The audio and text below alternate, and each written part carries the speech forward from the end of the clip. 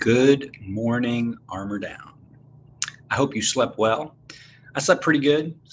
It was nice night. Had some interesting dreams about the new name, the Washington Commanders. I am a lifelong fan of the once known Washington Redskins, then the Washington football team, and now the Washington Commanders. So anyway, had a weird dream about that. But okay, so we're this week we're talking about training the mind. Last week we were talking about taming the mind. Taming the mind means bringing the mind into the present moment, bringing the mind into a space of present focus as opposed to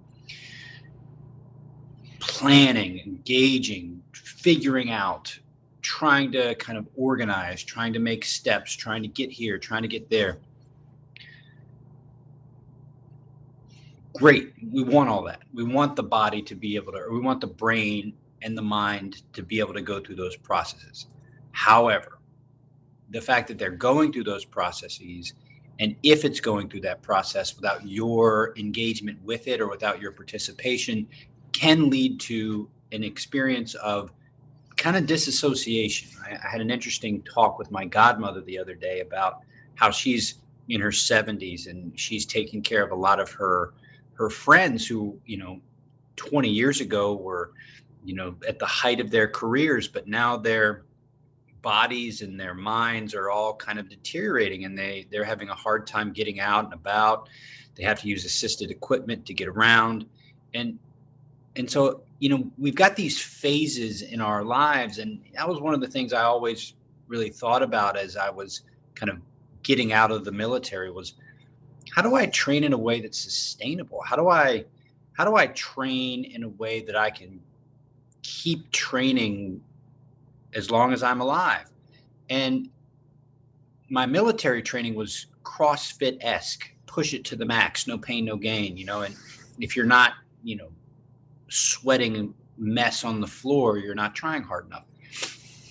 And I've interacted with a lot of warriors like that who, on their way in and while they were in, it was very much just this, the body is just there to kind of evolve and push through, and pain is weakness leaving the body, all that kind of stuff. And then they came back and you try to do it again. You try to go back to that space. It's just not working. I talked to a Marine the other day who was just, he's like, I try to do, exercise like I did before, and I'm pinching nerves in my back and all this other kind of stuff. So what I'm saying is, when you get to a place where you can start to train your mind to reconnect to your body in a way that's participatory and wholesome and sustainable, you're training at something that will last all the way through. And it's something that gets better and more advanced over time. The problem with the no pain, no gain fitness style is that it comes with diminishing returns.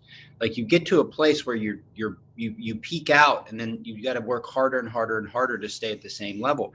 It's not that way with mindfulness. The more you practice mindfulness, the more you get good at settling into the present moment and allowing all this patterns and predictions and all this other stuff of the brain to settle into the moment, the better you get at that. And that's something you can train all the way up to the moment of your death. And, in some traditions, you can even train beyond that. You get into the Tibetan Buddha, the Tibetan Book of the Dead, and you're talking about some stuff that's it's really far out. And so anyway, my point is, this stuff, while it doesn't have the kind of the massive impact that, like, sitting in a puddle of sweat and shaking and your endorphins are going crazy because you just got to, work out high, and you're just like, oh, and you're just so spent, like, it's a much more subtle accumulation. It's a subtle increase. It's not so massive. And so that's what we're looking for in Bell 2. We're looking at the subtleties in the interactions with the body. And so let's just go into the practice. Again, we're going to go through kind of the full 2 bells, and I'll talk less about it because most of this stuff is not talking. This is being inside the internal experience, interacting with what shows up. And so anyway, I'll stop talking. I'm often want to just, yeah.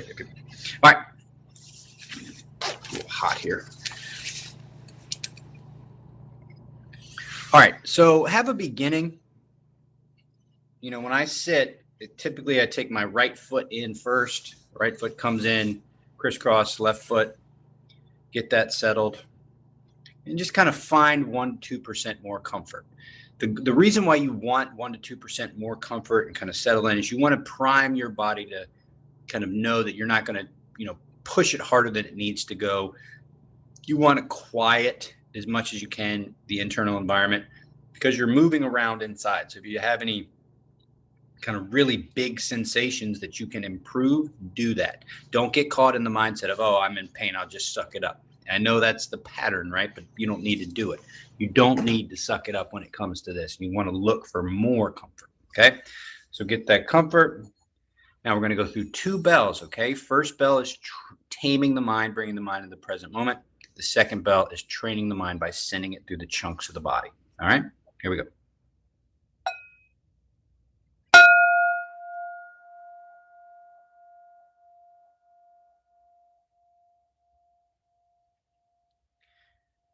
Curiosity tames the mind every time. Ask your mind, just in your head, say, mind, what can I hear? What can I hear around me? Be curious.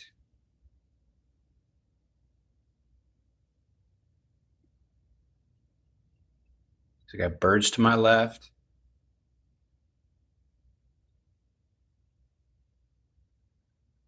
I got the hum of the refrigerator to my right.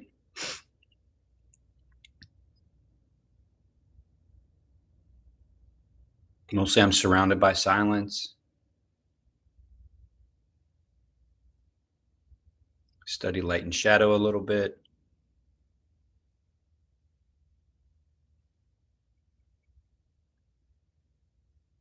Close my eyes.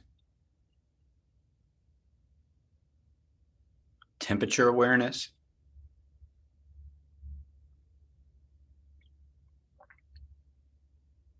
Taste.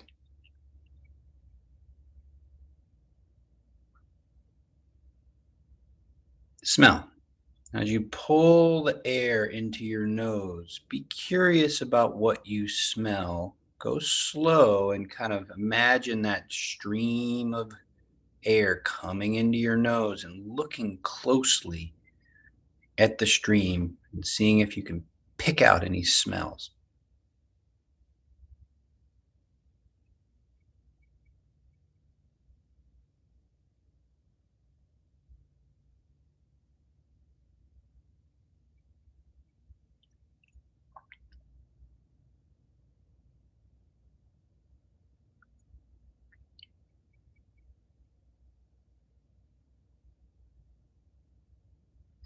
Okay, let's go to bell 2.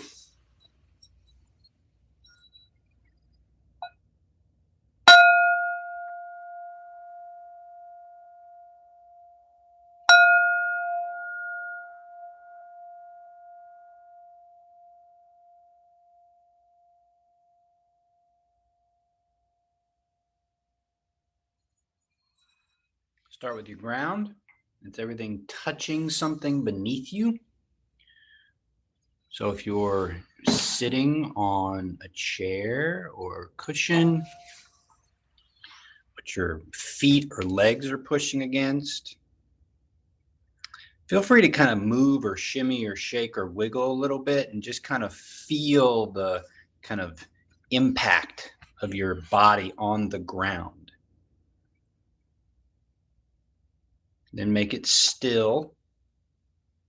Move up to the hips. Now, kind of move your hips around. Tuck your tailbone, reach your tailbone, shift left, shift right. Just kind of wiggle around on the hips and emphasize sensation in that region. It's subtle, it's slight. By moving on the outside, you probably can feel the skin moving against the fabric of your clothing. So you got that. Now from the outside, go in and squeeze in or up at the genitals. So you're going to take the muscles at the base of your spine and pull in and up and feel the inside of the pelvis. Okay, then once you felt the inside of the pelvis, let it go and let the outside settle. So now you've established your pelvis down to the legs. So that's stabilized. Now come to the core space. Now, when you come to the core space, that's belly button, sides, lower back. So it's the space above the hips, but below the torso. So let's start from the outside. So feel the skin of your core, feel it connecting to any of your clothing. Feel the lower back connected to the clothing, sides connected to clothing. Now, come to the inside of the core and pull your belly button in towards your spine and feel the compression of the inside. Feel the inside guts. Feel the muscles. Squeeze. Let go. Find a balanced feeling. A balanced feeling. And a balanced feeling will show up kind of as nothing.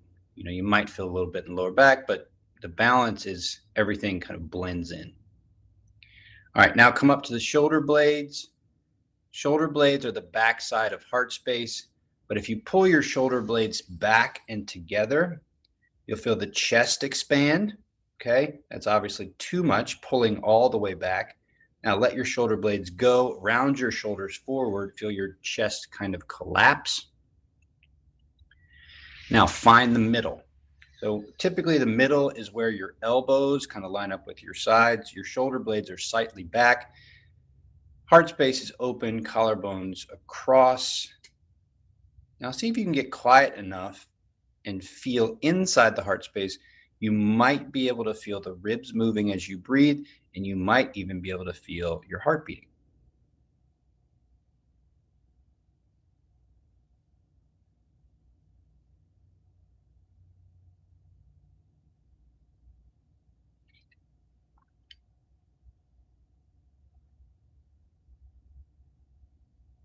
Now from there, come up to the throat space. Now the throat space has the kind of open outside, open to the air, open to skin. You can kind of feel temperature on the outside of the throat space. Now to feel the inside of the throat space, take a swallow. Feel the muscles of the throat. Feel the swallow go down into disappearing. So you can feel the start of the swallow and then it disappears. Now to add a layer of curiosity, see if you can feel the air moving up and down in your throat.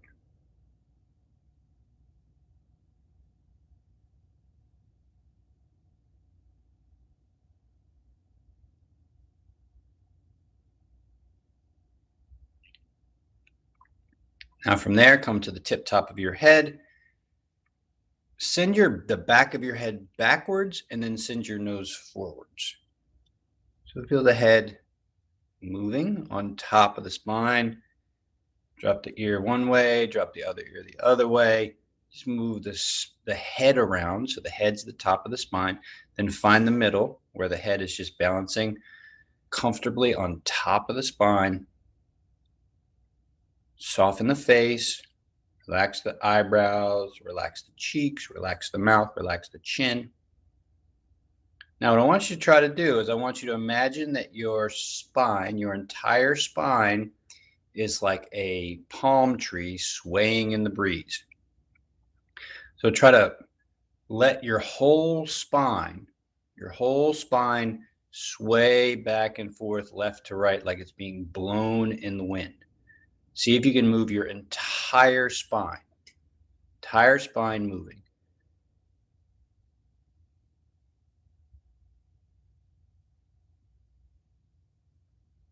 If you were holding up a noodle, a spaghetti noodle, and just swaying back and forth, how would that noodle move? Your spine just swaying back and forth. Now come to stillness. Try to be still as you can. Feel the body. And inside this stillness, see if you can tap in to what your mind is doing.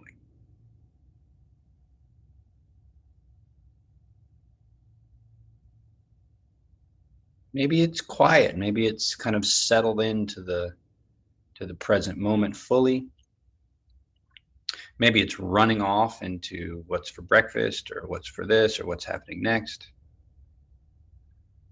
But just know that the fact that you're reflecting on the behavior of the mind itself signifies that there's something more inside of you, more to you than what the mind does. There's more to us than our minds. There's the thing that watches the mind. What's that?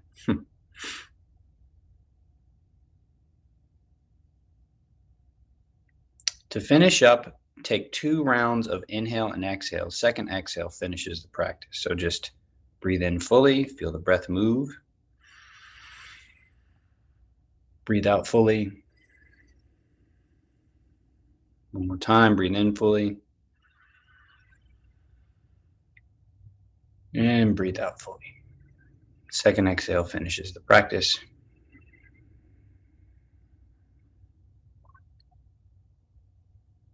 That's 2 bells. So that's where we've come from. We've come from bell 1 to bell 2. Next week, we'll get into bell 3. Bell 3 talks about the breath space, but we also talk about the emotional experience. So we've talked about the kind of the safety experience with bell 1, taming the mind, bringing it into the present moment, noticing the present moment through the senses. Talked about bell 2, which is getting into the body, feeling the body in chunks, interacting with those chunks, learning how to participate with the sensations the body are capable of. And then next week, we'll talk about third bell. And third bell is the breath experience. So the breath experience takes up, 3-dimensionally, of course, right? So 3-dimensionally, everything from the base all the way up, right? So your breath experience goes from here all the way down to the bottom, to the ground. Now, that's also the place where your emotions show up. It's within here, right? So by learning about the breath and connecting to all the subtleties of the breath, you're becoming more and more aware of the space where emotions show up, which means that when emotions do show up, you have a better chance of being with those emotions in a mindful way than just having those emotions carry you away like a wave. So that's next week. Great job, Armor Down. See you next week. Have a great weekend. Later.